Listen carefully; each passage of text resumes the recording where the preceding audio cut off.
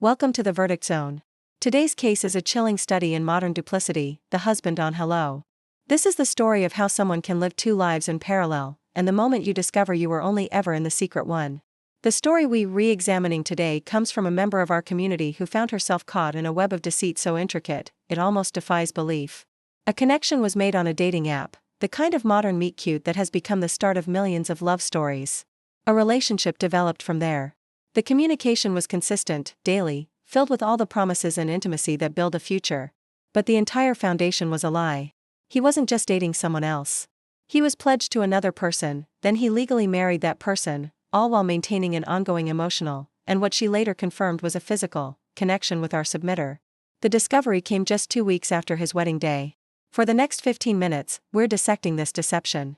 We're not just talking about a simple cheater.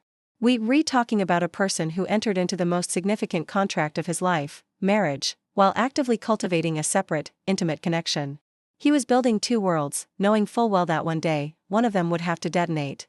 We'll analyze the psychology of the deceiver, the deep trauma for the deceived, and the profound ethical breach for the unknowing spouse.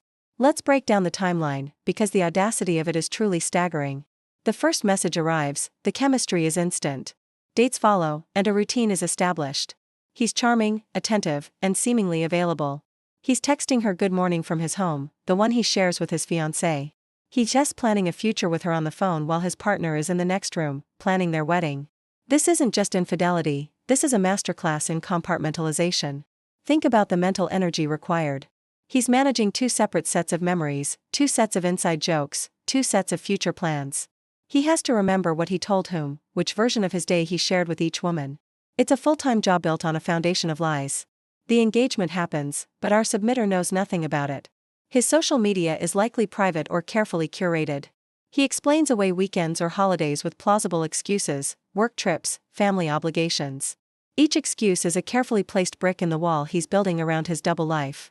And then comes the wedding day. The ultimate act of public commitment. He stands there, says his vows, promises forever to one person, while another person, who believes she has a real and loving connection with him, is completely oblivious. 2 weeks later, the truth comes out. Maybe it's a stray social media post, a slip-up in a text, a friend of a friend who knows the truth.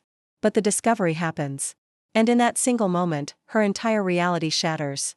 The love she felt, the future she imagined, it all becomes a lie.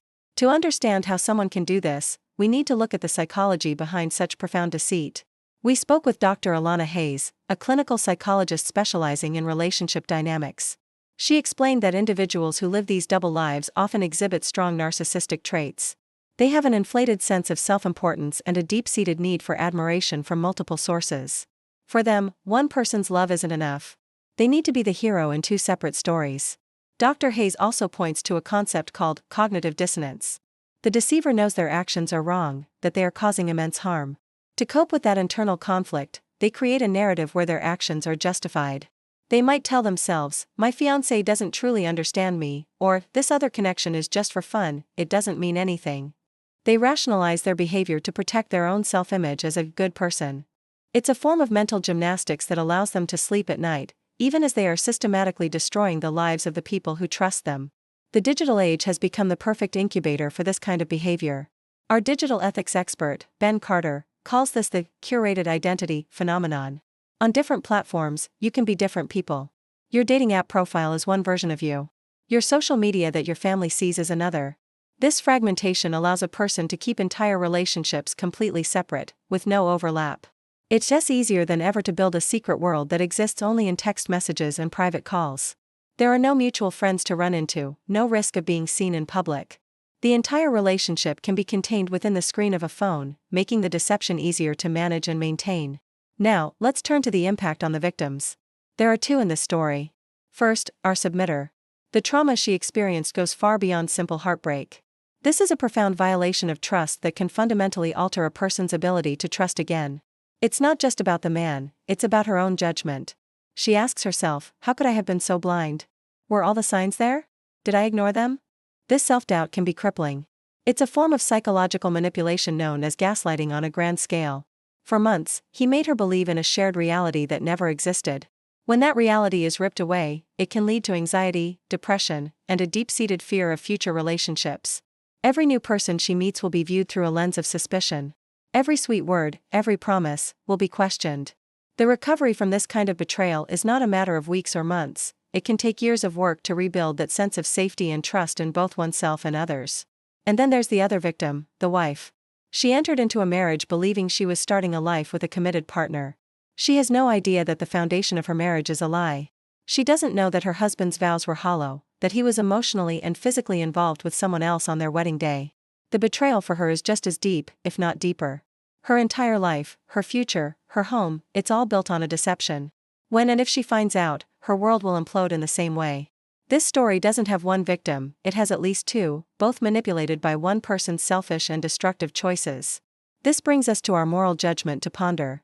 This story forces us to ask a foundational question. In an era where we can so easily fragment our identities across different apps and conversations, have we lost the basic moral imperative to be a single, integrated self? Is authenticity now a choice rather than a requirement for human connection? In the past, our lives were more integrated. Your work life, social life, and family life were all interconnected. People in your community knew you. A double life was harder to maintain. But today, we can create entirely separate personas online. We can be one person to our colleagues on LinkedIn, another to our friends on Instagram, and a completely different person to a stranger on a dating app.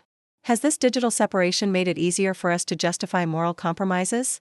Have we started to believe that as long as our different worlds don't collide, the lies don't really count?